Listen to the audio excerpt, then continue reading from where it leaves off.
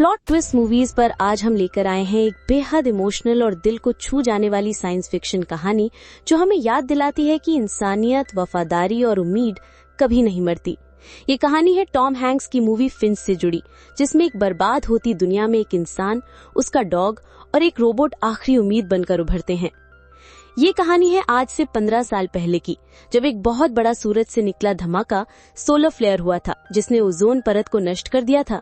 इसके चलते धरती का संतुलन पूरी तरह से बिगड़ गया और सूरज की खतरनाक किरणों अल्ट्रा वायलेट रेज ने धरती का तापमान 66 डिग्री सेल्सियस तक पहुंचा दिया, जिससे ज्यादातर इंसान, पेड़ पौधे और जानवर खत्म हो गए। अब हम एक आदमी को देखते हैं जो सुरक्षात्मक कपड़े पहनकर धूल भरी आंधी में शायद खाने की तलाश में घूम रहा है। तभी उसकी कलाई पर लगी मशीन उसे चेतावनी देती है कि यहाँ रेडिएशन बहुत ज्यादा है। इसके बाद वो अपने डॉग जैसे दिखने वाले रोबोट के साथ एक बंद स्टोर में जाता है, जहाँ उसे एक इंसान की लाश मिलती है, लेकिन वो उसे अनदेखा कर आगे बढ़ता है और देखता है कि स्टोर पहले ही लूटा जा चुका है। फिर भी उसे थोड़े से डॉग फूड के पैकेट मिल जाते हैं, जिन्हें देखकर वो कहता है, लगता है आज कोई बहुत खुश होने वाला है। फिर वो स्टोर की दीवार पर एक निशान बनाता है, जिससे पता चलता है कि वो यहाँ आ चुका है। इसके बाद वो अपना ट्रक लेकर शहर की ओर बढ़ता है और रास्ते में खड़ी गाड़ियों को टक्कर मारता हुआ मस्ती से आगे बढ़ता है। तभी उसकी डिवाइस फिर से बजने लगती है और सामने एक बहुत बड़ा धूल का तूफान उसकी तरफ तेजी से आता दिखता है। तो वो फौरन ट्रक मोड़ता है और अपने ठिकाने की ओर भागता है। आखिरकार वो समय रहते सुरक्षित पहुंच जाता है। ये आदमी है फिंच, जो पहले एक रोबोट बनाने वाली कंपनी में इंजीनियर था और अब उसी पुरानी फैक्ट्री में अपने डॉग और एक सहायक रोबोट के साथ रहता है, उसी कंपनी की फैक्ट्री में जहां वो पहले काम करता था। अब वो अपने डॉग को खाना देता है और फिर लेबोरेटरी में जाता है। वहां से वो कुछ जरूरी किताबें उठाकर उन्हें स्कैन करता है। दरअसल फिंच एक इंसान जैसे दिखने वाले रोबोट ह्यूमनॉइड पर काम कर रहा है, ताकि उसके मरने के बाद ये रोबोट उसके डॉग का ख्याल रख सके, क्योंकि फिंच एक गंभीर बीमारी से जूझ रहा है जो कभी भी उसकी जान ले सकती है। इसीलिए वो चाहता है कि रोबोट जल्द से जल्द तैयार हो जाए। फिर एक दिन फिंच को अपने काम में सफलता मिलती है और रोबोट बोल उठता है। ये देखकर फिंच बहुत खुश हो जाता है और अपने डॉग से कहता है, मुबारक हो, तुम्हें एक नया दोस्त मिल गया है। इसके बाद फिंच रोबोट से कुछ जरूरी सवाल पूछता है। रोबोट बताता है कि उसके 4 नियम हैं। पहला ये है कि कोई भी रोबोट इंसान को नुकसान नहीं पहुंचा सकता और न ही किसी वजह से इंसान को चोट लगने देगा। फिंच कहता है, ठीक है, अब मुझे चौथा नियम बताओ। रोबोट बताता है कि अगर फिंच वहां मौजूद नहीं होता तो वो डॉग की पूरी देखभाल करेगा और किसी भी हालत में डॉग को कुछ नहीं होने देगा। ये नियम सबसे जरूरी है। सवाल जवाब चल ही रहे होते हैं कि तभी अचानक बिजली चली जाती है। फिंच छत पर जाकर लाइट ठीक करता है, तभी देखता है कि एक बहुत बड़ा तूफान उनकी तरफ तेजी से बढ़ रहा है। वो नीचे आता है और रोबोट को मौसम की मशीन वेदर स्टेशन से जोड़ देता है और कहता है, मुझे मौसम की पूरी जानकारी दो। रोबोट बताता है कि तूफान अगले 24 घंटे में यहाँ पहुंच जाएगा और बहुत ही खतरनाक होगा। ये तूफान अगले 40 दिन तक चलेगा। ये सुनकर फिंच और ज्यादा परेशान हो जाता है, क्योंकि अगर वे यहीं रुके तो शायद बच नहीं पाएंगे। इसलिए वो तय करता है कि अब यहाँ से निकलना पड़ेगा।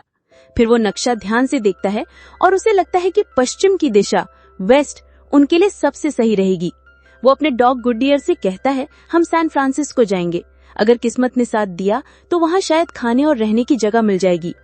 तभी फिंच की नाक से खून गिरने लगता है, जो इस बात का इशारा था कि अब उसे जल्दी करना होगा।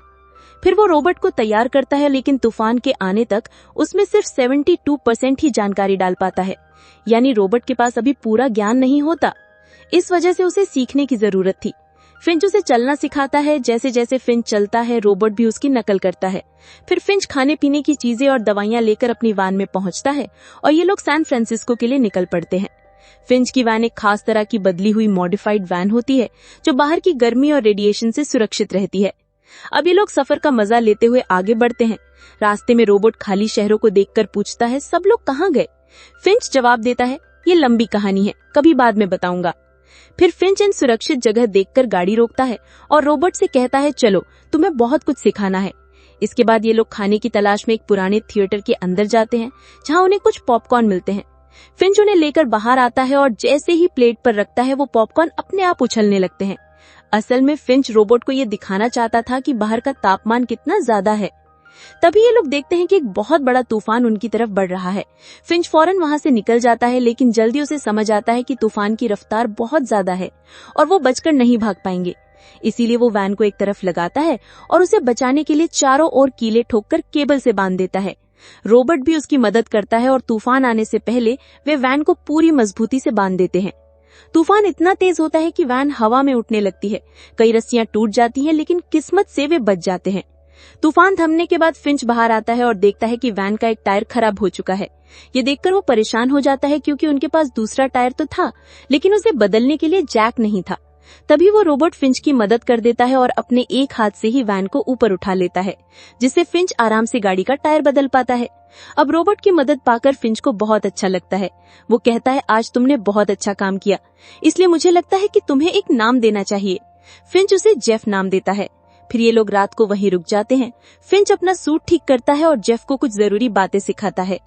अगली सुबह जैसे ही सूरज निकलता है, वैन की छत पर लगे सोलर पैनल अपने आप खुल जाते हैं। तभी फिंच की नींद खुलती है और वो देखता है कि जेफ डॉग की नकल कर रहा है। फिंच कहता है, सुबह सुबह इतना शोर मत करो। जेफ कहता है, मुझे लगता है कि डॉग मुझे पसंद नहीं करता। फिंच जवाब देता है, ऐसा नहीं है, बस उसे तुम पर अभी भरोसा नहीं हुआ है। अब फिंच अपने अगले सफर के लिए निकल पड़ता है। काफी दूर जाने के बाद अचानक उसकी तबीयत बिगड़ने लगती है। तभी जेफ ड्राइव करने की बात करता है। फिंच कहता है, नहीं, तुम अभी कल ही पैदा हुए हो। फिर फिंच वाहन को एक रेस्टोरेंट के सामने रोकता है और कहता है, मुझे थोड़ा आराम चाहिए, तुम यहीं रहकर वैन का ध्यान रखना। फिर वो वैन से उतरकर रेस्टोरेंट के अंदर चला जाता है, जहाँ उसे जोर जोर से खांसी आने लगती है और उसके मुंह से खून निकलने लगता है। जेफ की आवाज सुनकर डॉग भी उसके पास आ जाता है। अब वैन में जेफ अकेला रह जाता है और तभी उसका तेज दिमाग चलने लगता है। वो कूदकर ड्राइविंग सीट पर बैठ जाता है और गाड़ी चलाने की कोशिश करता है। जब फिंच बाहर वैन को चलते हुए देखता है तो वो दौड़ता हुआ बाहर आता है और देखता है कि जेफ ने वैन को एक गाड़ी से टकरा दिया है। लेकिन क्योंकि फिंच यूवी सूट के बिना तेज धूप में बाहर नहीं जा सकता था, इसलिए वो वहीं खड़े होकर जेफ से बात करता है और कहता है, तुम अभी वैन चलाने के लिए तैयार नहीं हो, इसलिए मेरा यूवी सूट मुझे ला दो ताकि मैं वैन तक पहुंच सकूं। लेकिन जेफ उसकी बात को सही से नहीं समझ पाता और दोबारा से वैन को चला देता है और फिर से टकरा देता है। ये देखकर फिंच को बहुत गुस्सा आता है। वो जेफ को पास बुलाता है और जैसे ही अपना हाथ धूप में बाहर निकालता है, उसकी त्वचा जलने लगती है। फिंच कहता है, माना कि तुम कल ही बने हो, लेकिन अब तुम्हारे बड़े होने का समय आ गया है। मैंने तुम्हें इसलिए बनाया है ताकि तुम इस डॉग का ध्यान रख सको, क्योंकि ये तुम्हारी तरह धूप में जिंदा नहीं रह सकता। अब फिंच अपना सफर आगे बढ़ाता है। तभी वो महसूस करता है कि अब वक्त आ गया है जेफ को गाड़ी चलाना सिखाने का। वो उसे ड्राइविंग सिखाता है। जेफ की सीखने की ताकत बहुत अच्छी होती है और वो थोड़े ही समय में ठीक से गाड़ी चलाना सीख जाता है। ये देखकर फिंच बहुत खुश हो जाता है। फिर रात होते ही ये लोग एक जगह रुकते हैं और वहाँ आग जलाते हैं। फिंच वहीं बैठकर अपने पुराने दिनों को याद करता है। वो जेफ से कहता है, देखो आसमान कितना सुंदर लग रहा है, अब तुम्हें अरोरा रियलिस देखने के लिए अलास्का जाने की जरूरत नहीं। तभी जेफ फिंच से सवाल करता है, अगर सूरज की रोशनी इतनी खतरनाक है तो हम रात में सफर क्यों नहीं करते। फिंच उसे समझाता है, रात में चलना भी खतरे से खाली नहीं, क्योंकि कुछ लोग अभी भी जिंदा हैं।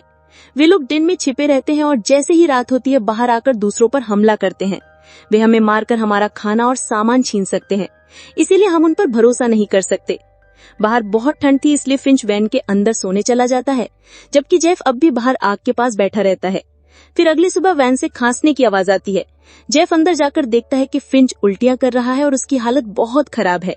वो उसकी मदद करने की कोशिश करता है और एक गीला कपड़ा उसके माथे पर रखता है। हालांकि फिंच को डॉक्टर की जरूरत थी, लेकिन पास में कोई नहीं था, इसलिए जेफ वैन चलाकर सफर आगे बढ़ाता है। थोड़ी देर बाद वे एक शहर में पहुंचते हैं जो पूरी तरह सुनसान पड़ा था। जेफ वैन रोकता है और देखता है कि फिंच गहरी नींद में है। फिर वो डॉग रॉबर्ट के साथ वैन से बाहर निकलता है और जरूरी चीजें ढूंढने अस्पताल जाता है, जहाँ उसे कुछ दवाइयां और एक जैकेट मिलती है। उधर जब फिंच की नींद खुलती है तो वो देखता है कि उसके दोनों रोबोट वहाँ नहीं हैं। वो जल्दी से अपना सूट पहनकर उन्हें ढूंढने निकल पड़ता है। तभी छोटा रोबोट एक खिलौना देखता है और जैसे ही उसे उठाने जाता है वो एक छुपे जाल में फंस जाता है और उसके 2 टुकड़े हो जाते हैं। तभी फिंच बिल्डिंग के अंदर पहुंचता है और देखता है कि वो छोटा रोबोट अब नहीं रहा। वो उसे हमेशा के लिए बंद कर देता है। तभी उसे जेफ मिलता है, जिसने बहुत सी दवाइयां इकट्ठा कर ली थी। फिंच कहता है, तुम्हें यहाँ नहीं आना चाहिए था, ये जगह बहुत खतरनाक है।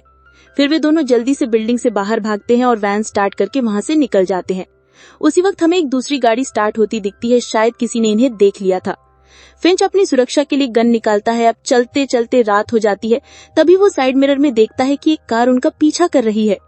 पीछा छुड़ाने के लिए फिंच वैन को हाईवे से नीचे उतार देता है। वो बहुत घबराया हुआ था। जल्दीबाजी में जैसे ही वो वैन को एक पुल के नीचे से निकालता है तो वैन ऊंचाई की वजह से वहां फंस जाती है और उसके ऊपर लगे सोलर पैनल टूट जाते हैं। अब फिंच बहुत डर जाता है और उसके हाथ पैर कांपने लगते हैं। तभी जेफ वैन से नीचे उतरकर धक्का मारकर वैन को पुल के नीचे छिपा देता है। अब जब पीछा कर रहे लोग पास आते हैं तो उन्हें वैन दिखाई नहीं देती और वे वहां से चले जाते हैं। इसके बाद फिंच नीचे उतरता है और टूटे हुए सोलर पैनल्स को देखकर बहुत उदास हो जाता है। वो जेफ से कहता है अब हम शायद कभी सैन फ्रांसिस्को नहीं पहुंच पाएंगे। जेफ कहता है तुम ऐसे हार मत मानो, मुझ पर तुम पर भरोसा है, हम जरूर गोल्डन गेट ब्रिज तक पहुंचेंगे। इसके बाद फिंच उसे एक कहानी सुनाता है। वो कहता है जब धरती पर सूरज की खतरनाक किरणें पड़ी थी तो जो लोग जिंदा बचे थे उन्होंने चारों तरफ लूटपाट शुरू कर दी थी। मैं भी खाने की तलाश में एक मॉल गया था, लेकिन वहां पहले ही सब कुछ लूटा जा चुका था। फिर भी किस्मत से मुझे वहां नूडल्स का एक पैकेट मिल लिया। तभी वहां एक 9 साल की बच्ची अपनी माँ के साथ आई। उनके पास बहुत सारा खाना था, लेकिन उस बच्ची के हाथ में बंदूक थी। मैं डर के मारे छिप गया और उनके चले जाने का इंतजार करने लगा। तभी एक आदमी कार में वहां आता है। वो उनसे खाना छीनना चाहता है, लेकिन जब वे मना करते हैं तो वो आदमी उन्हें गोली मार देता है। दोनों की वहीं मौत हो जाती है। जब मैं उनके पास गया तो मुझे एक आवाज सुनाई दी। वो आवाज उस बच्ची के बैग से आ रही थी। जब मैंने बैग खोला तो उसमें एक छोटा सा पिल्ला था। भूख ने इंसानों को हैवान बना दिया था, लेकिन मैं एक डरपोक इंसान सिर्फ देखता रह गया। ये कहानी सुनकर जेफ चुप हो जाता है। सुबह होते ही वे लोग फिर से सफर शुरू करते हैं। रास्ते में जेफ उन पोस्टकार्ड्स को पढ़ता है जो फिंच के पापा ने उसे भेजे थे। तभी अचानक एक तितली वैन की खिड़की से टकराती है। जब जेफ ये बात फिंच को बताता है तो फिंच बहुत हैरान हो जाता है। वो अपना एक हाथ वैन से बाहर निकालता है और देखता है कि वहां सूरज की तेज किरणें नहीं हैं। फिर वो वैन से बाहर आता है और इतना खुश हो जाता है जैसे उसे एक नई जिंदगी मिल गई हो। तभी एक और तितली उड़कर उसके हाथ पर बैठ जाती है। अब फिंच को यकीन हो जाता है कि ये जगह पूरी तरह सुरक्षित है, जहां कोई खतरनाक सूरज की किरणें नहीं हैं। अब फिंच अपने अच्छे कपड़े पहनकर तैयार होता है और खुले आसमान के नीचे टेंट लगाकर खाना खाता है और उस पल को एंजॉय करता है। तभी जेफ कहता है, तुमने मुझसे झूठ बोला था कि गोल्डन गेट ब्रिज वाला कार्ड तुम्हारे अंकल ने भेजा था, जबकि उसके पीछे तो डैड लिखा है। फिंच जवाब देता है, मेरे पापा आर्मी में थे, वो ऐसे ब्रिज बनाते थे, लेकिन मेरे जन्म से पहले ही वो हमें छोड़कर चले गए। हम कभी उनसे मिल नहीं पाए। फिर एक दिन जब मेरा 15वां जन्मदिन था, मुझे ये पोस्टकार्ड मिला जिस पर लिखा था कि वो मुझसे गोल्डन गेट ब्रिज पर मिलेंगे। उन्हें इम्प्रेस करने के लिए ही मैंने ये सूट खरीदा था, लेकिन हम कभी मिल नहीं पाए। मैंने इतने सारे पोस्टकार्ड इसलिए संभाल कर रखे हैं क्योंकि मैं दुनिया घूमना चाहता था और उस ब्रिज पर जाकर उसकी खूबसूरती को देखना चाहता था, लेकिन मैं वो कर नहीं सका। हम इंसान भी कितने अधीब होते हैं, जब समय होता है तो मौके को गंवा देते हैं। ये सुनकर जेफ कहता है, कोई बात नहीं, हम अभी वहां चलेंगे और साथ में घूमेंगे। फिंच कहता है, नहीं, अब मेरा वक्त आ गया है। तुम मुझसे वादा करो कि मेरे जाने के बाद तुम इस डॉग का अच्छे से ख्याल रखोगे। ये सुनकर जेफ सिर हिलाकर हाँ करता है। अब फिंच डॉग के साथ खेलने लगता है और जेफ को भी साथ खेलने के लिए कहता है, लेकिन डॉग अभी भी जेफ पर भरोसा नहीं करता और हर बार बॉल लाकर फिंच को ही देता है। फिंच मुस्कुराकर कहता है, कोई बात नहीं, जल्दी ही तुम दोनों अच्छे दोस्त बन जाओगे। तभी अचानक फिंच को खून की उल्टी हो जाती है और उसकी तबीयत बहुत बिगड़ने लगती है। वो समझ जाता है कि अब उसका आखिरी वक्त आ गया है। वो जेफ से हाथ मिलाता है और जेफ भावुक होकर उसे गले लगा लेता है। फिंच के लिए ये पल बहुत भावुक होते हैं। वो ज्यादा कुछ बोल नहीं पाता और फिर आराम करने के लिए वैन के अंदर चला जाता है। फिंच अपने आखिरी पल अपने डॉग के साथ बिताना चाहता था। वो उसे प्यार से सहलाता है और धीरे धीरे इस दुनिया को अलविदा कह देता है। उधर जेफ बाहर रखा सामान समेट रहा होता है। तभी उसे डॉग के रोने की आवाज सुनाई देती है। वो समझ जाता है कि फिंच अब इस दुनिया में नहीं रहा। इसके बाद जेफ वहीं पर फिंच का अंतिम संस्कार करता है। अगली सुबह जब वो उठता है तो देखता है कि गुडियर बहुत उदास है। फिर जेफ उसे वैसे ही खाना खिलाता है जैसे फिंच उसे सिखा गया था। इसके बाद वो उसके साथ बॉल से खेलने लगता है। धीरे धीरे जेफ और गुडियर के बीच अच्छी दोस्ती हो जाती है। अब जेफ सैन फ्रांसिस्को की ओर निकल पड़ता है। लगभग 18 घंटे का सफर तय करने के बाद वे दोनों गोल्डन गेट ब्रिज पहुंचते हैं। हालांकि इस सफर में फिंच उनके साथ नहीं था, जो हमेशा से इस ब्रिज पर आना चाहता था। अब जेफ और गुडियर पुल पर खड़े होकर वहां की सुंदरता को निहारते हैं। जेफ फिंच की याद में वो पोस्टकार्ड पुल पर चिपका देता है जिस पर उन तीनों का स्केच बना हुआ था। तभी उसकी नजर एक और नोट पर पड़ती है। उसमें किसी लड़की का नाम और एक पता लिखा होता है। साथ ही लिखा था, हम लोग सुरक्षित हैं। अगर कोई ये नोट पढ़ रहा है तो हम इस पते पर मिलेंगे। इसके बाद जेफ गुडियर के साथ उस जगह की तलाश में निकल पड़ता है ताकि वो बचे हुए लोगों के साथ मिलकर एक नई शुरुआत कर सके। और इसी के साथ खत्म होती है एक ऐसी कहानी जो हमें बताती है कि चाहे हालात कितने भी मुश्किल क्यों न हो, अगर साथ में वफादारी, उम्मीद और प्यार हो तो हर तूफान का सामना किया जा सकता है। फिंच सिर्फ एक साइंस फिक्शन फिल्म नहीं, बल्कि एक इमोशनल सफर है इंसानियत और भरोसे का।